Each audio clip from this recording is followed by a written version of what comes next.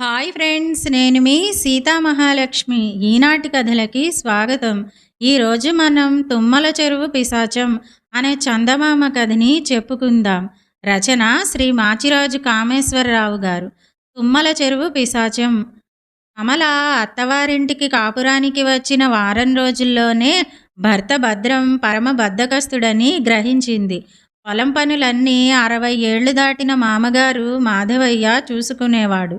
భద్రం బాగా పొద్దెక్కాక నిద్రలేచి భోజనం చేసి ఊళ్ళో అక్కడా ఇక్కడా తిరిగి చీకటి పడ్డాక భోజనం వేళకు ఇల్లు చేరేవాడు. భద్రం దినచర్య భరించలేక ఒకరోజు కమల మామగారికి వయసు అయిపోయింది, ఇకపై పొలం పనులు నువ్వు చూసుకుని ఆయనకు కాస్త విశ్రాంతి ఇవ్వకూడదు అన్నది కాస్త మందలింపుగా. ఈ మాటలకు భద్రం ఫెళ్ళుమంటూ నవ్వి, హహా, నువ్వు వచ్చాక ఆయనకు వంట పని ఇంటి పని తప్పి బోలెడు విశ్రాంతి దొరుకుతున్నది తెలుసా అనేశాడు. ఇలా లాభం లేదని కమల ఆ రోజు చీకటితోటే పొలానికి బయలుదేరిన మాధవయ్యతో, మీ అబ్బాయిని కూడా మీ వెంట తీసుకువెళ్ళండి మామయ్య, ఎన్నాళ్ళని మీరు ఒంటరిగా కష్టపడతారు అన్నది. దానికి మాధవయ్య అదోలా నవ్వి, చిన్నప్పుడే తల్లిని పోగొట్టుకున్నాడని అల్లారు ముద్దుగా పెంచాను, వాడి చేత పొలం పనులు చేయించడం నాకు బాధగా ఉంటుంది, నిద్ర లేపకు, వాణ్ణలా హాయిగా సుఖంగా నిద్రపోనియ్యి అంటూ పొలానికి వెళ్ళిపోయాడు. అయితే ఆ సాయంత్రం పొలంలో మాధవయ్యను తాచుపామొకటి కాటు వేసింది. గ్రామ వైద్యుడు పాము మంత్రగాళ్ల చికిత్స ఫలించక మాధవయ్య ఆ రాత్రి కన్నుమూశాడు. ఆ తర్వాత వారం రోజులు గడిచినా భద్రం దినచర్యలో ఎలాంటి మార్పు కనబడలేదు. కమల ఒకనాటి మధ్యాహ్నం భద్రానికి అన్నం వడ్డిస్తూ, ఇకపై పొలం పనులు నువ్వు చూసుకోకపోతే ఎలా, మామగారు కూడా పోయారు, ఇప్పటికే నాట్లు వేయడం ఆలస్యమైపోయింది అన్నది. ఈ పొలం పనుల గొడవలు నా దగ్గర తీసుకురాకు అన్నాడు భద్రం చిరాగ్గా. బావుంది, ఇల్లు గడవడం ఎలా, నువ్వు మారాలి తప్పదు అన్నది కమల. నేను మారేది లేదు, ఆ పనులేవో నువ్వే చూసుకో అంటూ భోజనం ముగించి ఊళ్ళోకి వెళ్ళిపోయాడు భద్రం. కమల తెల్లబోయింది. భర్తలో మార్పు ఎలా తీసుకురావాలో ఆమెకు ఎంత ఆలోచించినా అర్థం కాలేదు. ఏం చేయాలో తెలియక ఆమె తెగని ఆలోచనల్లో పడి రాత్రి వంట చేయడం కూడా మర్చిపోయింది. చీకటి పడి భద్రం వస్తూనే, ఆకలి దంచేస్తోంది, త్వరగా భోజనం వడ్డించు అన్నాడు. కమల కోపంగా, నువ్వు పొలం పనులు పట్టించుకోవు, మనమేం జమీందారులం కాదు, కూర్చుని తినాలంటే ఎలా కుదురుతుంది, నేను వంట చేయలేదు, ఇకపై నువ్వు కష్టపడి పొలం పనులు చేస్తేనే నేను వంట చేసేది అన్నది. భద్రం రుసరుసలాడుతూ భార్యను కొట్టబోయేవాడిలా చూసి ఇంట్లోంచి బయలుదేరాడు. చీకటిలో ఎటుపోతున్నది చూసుకోకుండా అడవి నానుకుని ఉన్న తుమ్మల చెరువు దగ్గరకు వచ్చేశాడు. చెరువుగట్టు మీద చాలా తుమ్మ చెట్లు గుంపుగా ఉండడంతో ఆ చెరువుకు తుమ్మల చెరువు అన్న పేరు వచ్చింది.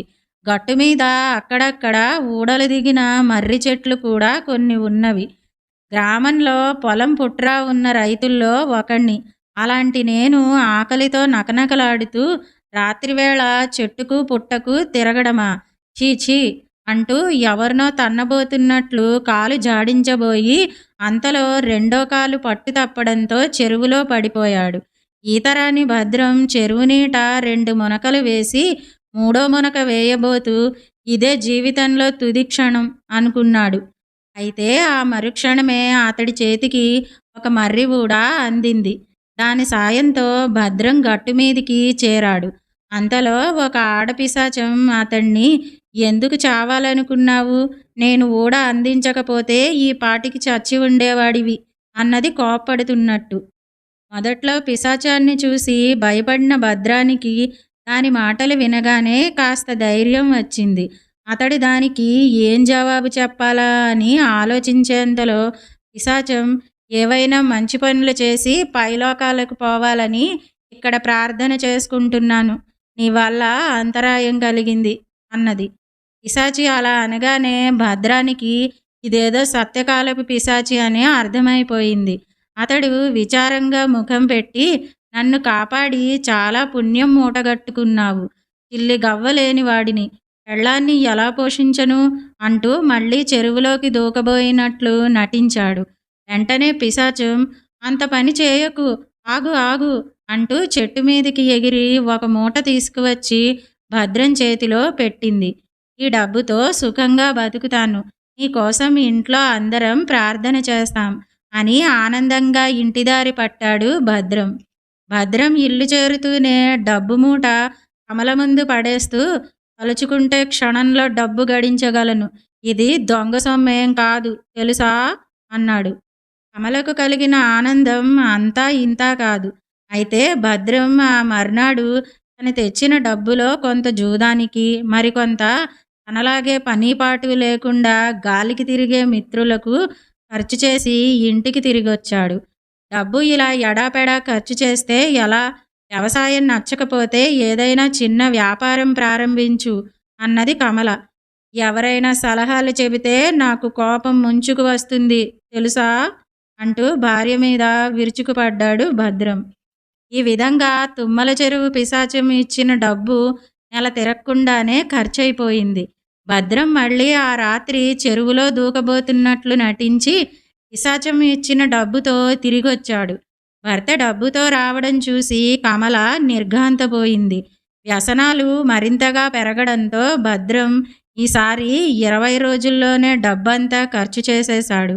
భర్తను కోప్పడి లాభం లేదని గ్రహించిన కమల, ఇంట్లో చిల్లి గవ్వలేదు, ఏం చేసేట్టు అన్నది శాంతంగా.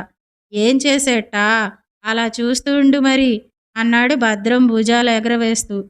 ఆ రాత్రి మళ్ళీ తుమ్మల చెరువుకు బయలుదేరాడు భద్రం. కమల రహస్యంగా అతన్ని వెంబడించి ఒక చెట్టు చాటున నిలబడి అతడు పిశాచం నుంచి ఎలా డబ్బు సంపాదించేది కళ్ళారా చూసింది. భద్రం అలా చెరువుగట్టు దిగగానే కమల తను కూడా చెరువులోకి దూకబోతున్నట్లు నటించింది. పిశాచం వెంటనే ఆగాగు, నీకొచ్చిన కష్టమేమిటి అంటూ కమలను అడ్డుకున్నది. నీ వల్ల ఏ ఆడదానికి రాగూడని కష్టం నాకు వచ్చింది అన్నది కమల కోపం నటిస్తూ. కష్టమా? నా వల్లనా? నేనేం చేశాను అంటూ ఆశ్చర్యపోయింది పిశాచం. నీ వల్ల నా భర్త మరింత బద్ధకస్తుడుగా మారాడు. ఉన్నవాటికి తోడు మరికొన్ని కొత్త వ్యసనాలకు అలవాటు పడ్డాడు. యోగ్యత లేని వారికి సాయపడడానికి మించిన పాపం మరొకటి లేదు. ఆ సంగతి నీకు తెలియదా అన్నది కమల తీవ్ర స్వరంతో.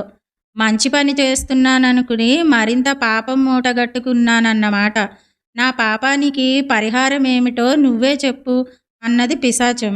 అప్పుడు కమల తన భర్త చెరువులో మునిగి చావబోతున్నట్టు చేసేదంతా నటన అని పిశాచానికి చెప్పి ఈసారి అతడు వస్తే ఏం చేయాలో వివరించింది. 15 రోజుల్లో పిశాచం ఇచ్చిన డబ్బంతా ఎడాపెడా ఖర్చు చేసిన భద్రం ఆ రాత్రి మళ్ళీ తుమ్మల చెరువులోకి దూకబోతున్నట్టు నటించాడు. అది చూసి పిశాచం కీచుమంటూ నవ్వి, చేసిన పాపాల నుంచి విముక్తి పొందేందుకు ఎలాంటి వారికి సాయపడాలో ఈ మధ్యనే తెలిసి వచ్చింది.